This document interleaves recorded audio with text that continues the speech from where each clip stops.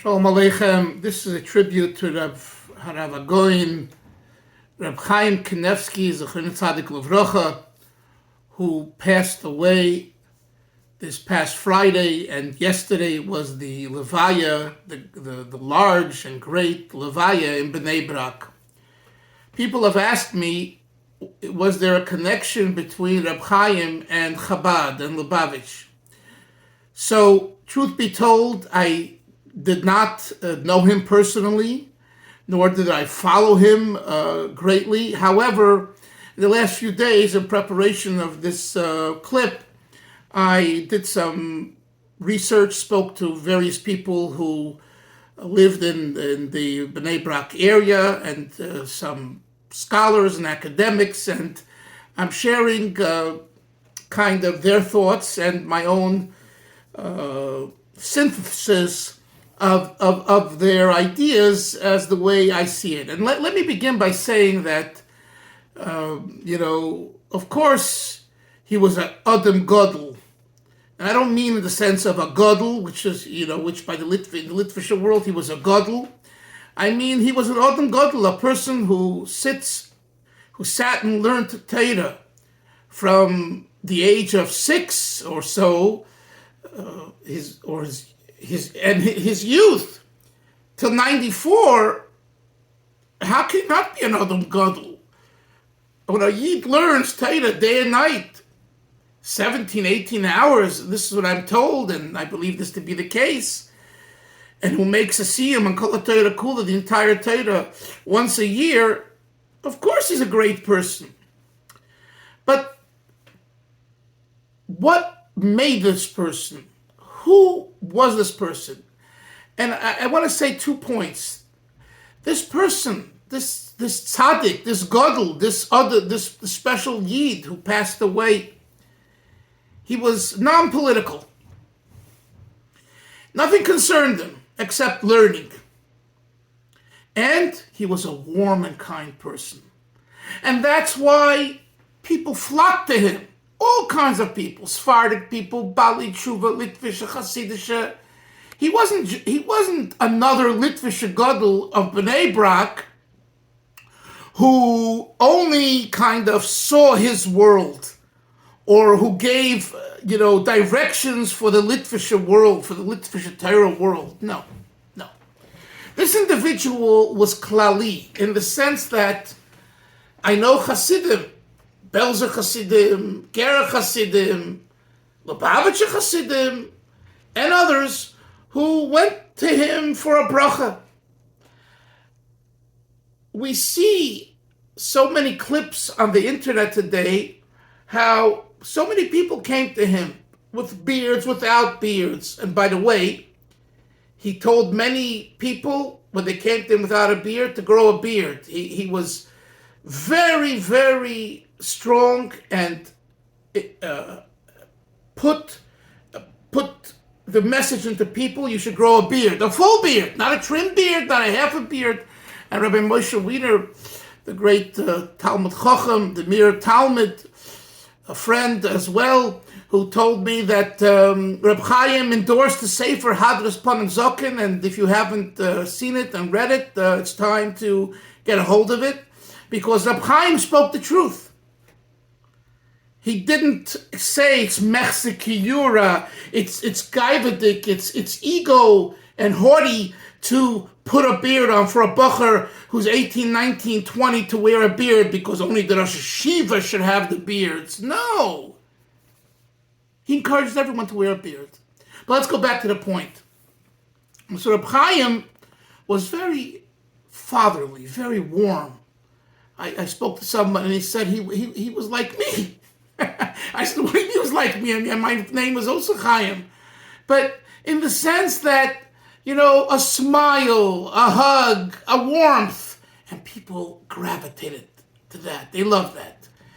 A warm environment. So of course, he gave you a brief one-liner, boo-hoo, bracha v'atzlacha, they say was boo-hoo, or maybe yes, no, answering, difficult shilas and halacha, difficult questions in Jewish law. But he was open, so you could just walk into him and present him and go in and get a quick bracha and go out. The accessibility to Rabbi Chaim Kinevsky we don't find by any other Litvische Gadol of that magnitude in this generation. Rabbi Shach didn't have it. Rabbi Elyashiv didn't have it. They were all great people, and they did great things. But they were leaders with positions. They gave kind of direction to the Litvische world. Rabbi Chaim didn't have that. Now, what about his kesher, his connection to Chabad? Well, we know that in 1927, Rabbi Chadakov wrote a letter to Rabbi Azriel Slonim, Zelig Slonim, who was a Chabad representative in Eretz Yisrael, to please get him the Sefer, the book for the Rebbe's library, for the Rebbe, Kiryas Sefer, I believe, that he heard that he just wrote a book on the Rambam. And he asks him to get it. So that's one letter that came across the lately. It's been publicized. In addition, Rabbi Kinevsky, Rabbi Kinevsky, Rabbi Shliach for the Russian Jews in New Jersey, in Hillcrest, and all over New Jersey, he saw Rabbi Chaim in 1984, and he saw in his bookshelf, and he put a picture online of the Sefer that the Rebbe asked to be produced in 1984 for Mara Mekaymus references for the Rambam, for Yad HaChazaka. And I was in Koil then, I remember it. And between the Bocharim and Yungalite, in 2 weeks, I believe the Sefer was published. Reb Chaim had it in his bookshelf. Okay?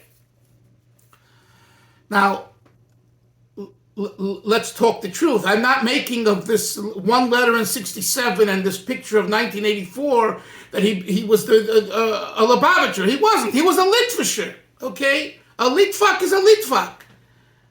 Within the world of Litvaks and Litvish, he was who he was. And what was he? Torah. Torah and helping Yidden. Let me also say that the last 20, 30 years, people came to him and he spoke about world events and Mashiach is coming. And, again, I don't see that as Reb Chaim Kinevsky. That was, there are people around him, including his sons and the community. And, when you kind of nudge a person, so the person shares with you a feeling and you take it or leave it. But that's not what makes the person. So I'm not underestimating his ability to speak about world affairs, but that's not who he was. Nevertheless, and simultaneously. Koyach HaTorah, the power of Torah, is so powerful that it talks to world events. And yes, from such a person, a bracha and a word is holy because he's learning Torah the entire time.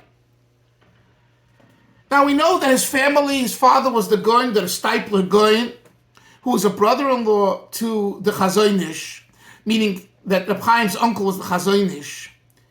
He also was married to the granddaughter of Reb Aryeh Levin, the Tzaddik of Yerushalayim. And to me, as I was thinking about Reb Chaim and different things that I heard and read and know about, he seems to be like the Chafetz Chaim type. What do you mean by the Chafetz Chaim type? The Chafetz Chaim, as much as he's known for Shmiras HaLoshen and the Mishnah Bruder, which Klal Yisrael learns, the Chafetz Chaim is really special because of his tzidkis, his holiness. The Heilige, look at the picture that they found, the way he walks into Kinevsky HaGedolah, right? He's like bent over and, the modesty, humility, the Chafetz Chaim. That's the Chafetz Chaim. Even the Mishnah Bruder, that's not the Chafetz Chaim. It's an unbelievable piece of Torah, and we studied it, but that's not the Chafetz Chaim because other Gedolei Yisrael probably could have written such a sefer as well. I'm not diminishing the Chafetz Chaim's Svarim Chas v'Shalom. On the contrary, I'm saying why are they special? Because of his holiness, his tzidkis. And I see Reb Chaim Kinevsky in the same way. I see him as the tzaddik more. The tzaddik in the sense of, helping a yid, feeling for a Yid. A friend of mine told me that years ago he went to a wedding. They asked him, "What are you coming here?" The chassan was a yosem, both from the father and mother. He didn't have parents. And Chaim met him one time, and when he found out about the wedding, he went to the wedding. Those type of acts represent the kind of person, and it goes along with his wife being the granddaughter of Abaria Levine, the tzaddik of Yerushalayim, who went into the jails, and he went to the brokenhearted, and he fought for them, and he loved them, and he embraced them, and he was makar of them. Rabbi Chaim was the same way. So schusay, the chayre tzaddik levachish, schusay yogin aleinu, should have a lichtig in Gan Eden that Klal Yisrael. And we see that hundreds of thousands of Yidden came to the Levaya. Whether it's 500,000, 300,000, 750, it's irrelevant. But it was a great Levaya with all kinds of Yidden from all over. My daughter was in Yisrael yesterday, and she said the traffic was horrendous. She wasn't in Bnei Brak, she was in Yerushalayim, but even there, she said, people were coming from all over. So it tells you something. It tells you that he was a Yid who dedicated himself so much to this, and also to Mashiach. And in this, he shared a commonality with the Rebbe. The Rebbe dedicated himself as well to the call for Mashiach, both in a different way, granted. But nevertheless, at the end of the day, Rabbi Chaim felt that Mashiach's arrival is imminent. Chaim